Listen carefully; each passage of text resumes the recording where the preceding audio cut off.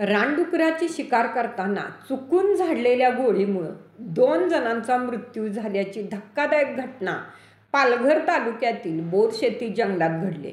विशेष म्हणजे ही घटना तब्बल 8 दिवस गुप्त ठेवण्यात आली होती.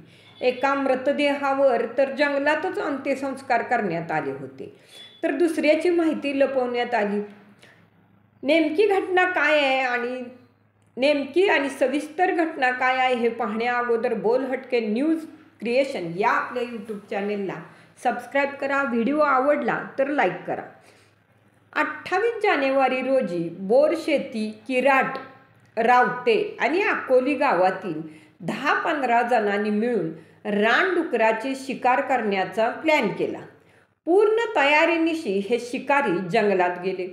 बोरशेतीच्या जंगलातील आंब्याचं पाणी या ठिकाणी मोठे रानडुक्कर आणि पट्टेरी वाघ पाणी पिण्यासाठी येतात ही माहिती या शिकाऱ्यांना होती. त्यामुळं काही जण डोंगराच्या कड्यावर आणि काही जण झाडावर लपून बसले.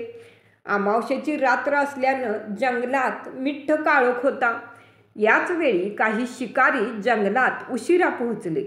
त्यांनी मोबाईलचा टॉर्च किंवा बॅटरी न लावता शांततेत पुढे जाण्याचा प्रयत्न केला.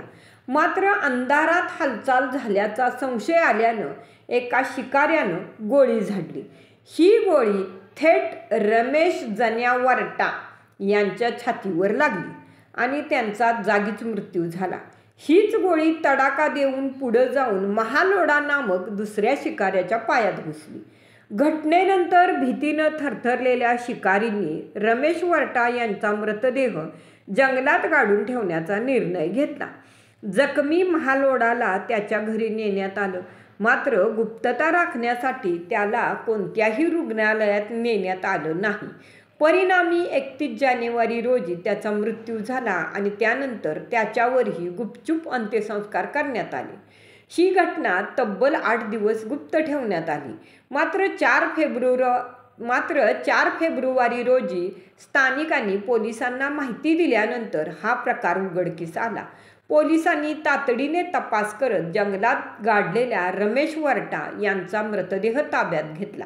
या घटनेनं पालघर तालुक्यात या प्रकरणात पोलिसांनी 8 जणांना ताब्यात घेतलं असून पुढील तपास सुरू आहे.